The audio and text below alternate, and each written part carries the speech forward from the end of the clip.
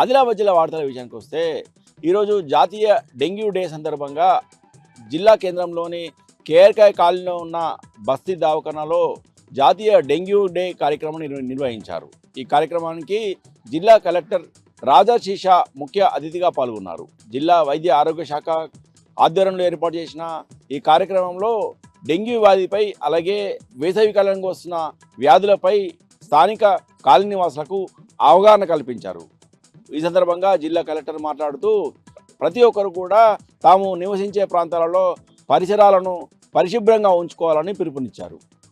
ఈ సందర్భంగా పరిసరాలను పరిశుభ్రంగా ఉంచుకుంటామని ప్రతిజ్ఞ చేయించారు. ప్రతి ఒక్కరు కూడా వేసవి కాలంలో వచ్చే వ్యాధుల పట్ల అప్రమత్తంగా ఉండాలని పిలుపునిచ్చారు.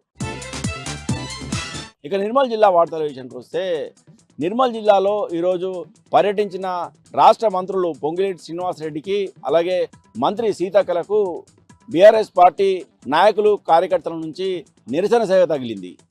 ప్రత్యేక హెలికాప్టర్లో బైన్సాకు చేరుకున్న మంత్రులు కుంటాలకు బయలుదేరుతుండగా బీఆర్ఎస్ పార్టీ ముదోల్ నియోజకవర్గం సమన్వయకర్తలు లోలం శ్యామ్ సుందర్ అలాగే డాక్టర్ కొమరేవర్ కిరణ్ ఆధ్వర్యంలో బీఆర్ఎస్ నాయకులు కార్యకర్తలు మంత్రుల కాన్వాయ్ను అడ్డుకునే ప్రయత్నం చేశారు. అంటే అక్కడున్న పోలీసులు బీఆర్ఎస్ నాయకులను కార్యకర్తలను అరెస్ట్ చేసి నర్సాపూర్ పోలీస్ స్టేషన్కి తరలించారు.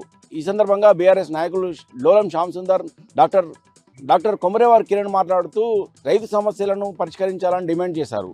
జిల్లాలో రైతులు ఎదుర్కొంటున్న సమస్యలను మంత్రుల దృష్టికి తీసుకొచ్చేందుకు వచ్చామని అలాగే కాంగ్రెస్ ప్రభుత్వం ఇస్తామన్న 6 గ్యారెంటీలను వెంటనే అమలు చేయాలని డిమాండ్ చేశారు.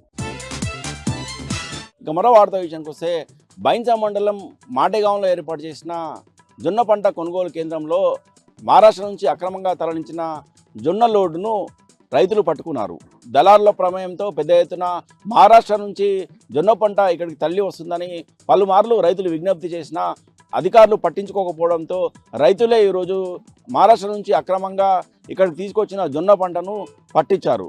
ఈ సందర్భంగా రైతులు మాట్లాడుతూ జొన్న పంట కొనుగోలు విషయంలో అలసత్వం ప్రదర్శిస్తున్న అధికారులు ధరలను ప్రోత్సహించి మహారాష్ట్ర నుంచి అక్రమంగా వస్తున్న జొన్న పంట మాత్రం కొనుగోలు చేస్తున్నారని ఇప్పటికైనా ప్రభుత్వం వెంటనే స్పందించి ఇక్కడ జరుగుతున్న అవినీతి అక్రమాలపై లోతుగా విచారణ జరపాలని అలాగే మహారాష్ట్ర నుంచి జొన్న పంట ఇక్కడికి రాకుండా గట్టి చర్యలు చేపట్టాలని డిమాండ్ చేశారు.